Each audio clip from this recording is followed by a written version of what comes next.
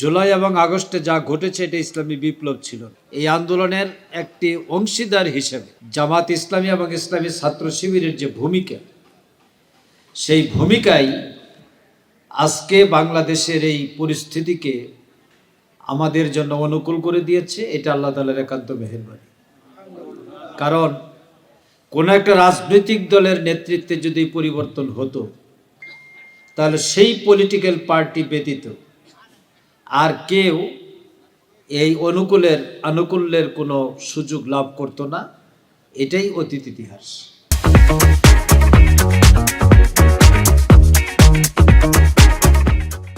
কিন্তু আল্লাহ তাআলা কোনো রাজনৈতিক দলের মাধ্যমে পরিবর্তনটা করার নাই, করিয়েছেন এমন কিছু লোকের মাধ্যমে যারা সকল দলের, যারা দেশের, এবং তাদের পেছনে ছিল বাংলাদেশের সকল শ্রেণী পেশা এবং রাজনৈতিক ব্যক্তিত্ব। সুতরাং ক্রেডিটটা এককভাবে কোনো রাজনৈতিক দলের নেওয়ার কোনো সুযোগ নেই। আপনার পকেটে যে টাকার নোটটা আছে, এই নোটের মধ্যে লেখা আছে বাংলাদেশ ব্যাংক।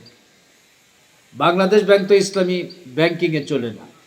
সুতরাং এই নোটটাই তো হচ্ছে ওয়ান ইসলামী নোট। এই নোটের মাধ্যমে আপনি যত লেনদেন করছেন, এইটা ইসলামী জীবন ব্যবস্থাকে রিপ্রেজেন্ট করে না। আল্লাহ রাব্বুল আলামিন বলছেন, এবার হলো মানবতার মুক্তির জন্য আন্দোলন করতে হবে। জাহান্নামের আযাব থেকে মুক্তির লক্ষ্যে আমাদের ইসলামী আন্দোলন করতে হবে। ইমানের পরীক্ষা জন্যই ইসলামী আন্দোলন।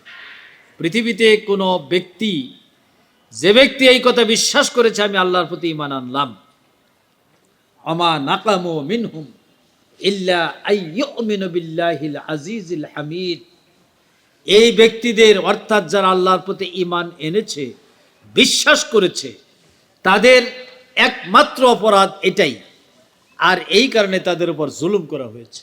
ওয়ালতাকুম মিনকুম উম্মাতুন ইয়াদউনা ইলাল খায়র ওয়া ইয়ামুরুনা বিল মা'রুফ ওয়া ইয়ানহাউনা আনিল মুনকার।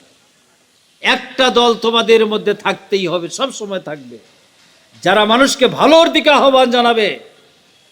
We are the worker of that party or organization who call the people of Bangladesh and the people of the world in the way of Allah.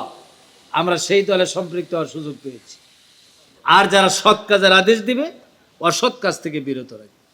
এটা এই ইমানের দাবি পূরণ করতে হলে অবশ্যই ইসলামী আন্দোলন করতে হবে। Life is the name of a struggle. জীবন একটা যুদ্ধের নাম, আর মুমিনের জীবনটা তো যুদ্ধ ছাড়া আর কিছুই না। আল জান্নাত তাহাতে জিলালি সুইফ, জান্নাত তরবারি ছায়াতলে অবস্থিত। তরবারি মিন্স, তরবারি একটা শক্তির নাম, যুদ্ধের একটা সিম্বলের নাম। অর্থাৎ আপনাকে সবসময় যুদ্ধের ভাবেই থাকতে হবে, মেজাজেই থাকতে হবে। এই মেজাজে থাকা অবস্থায় আপনাকে চলে যেতে হবে।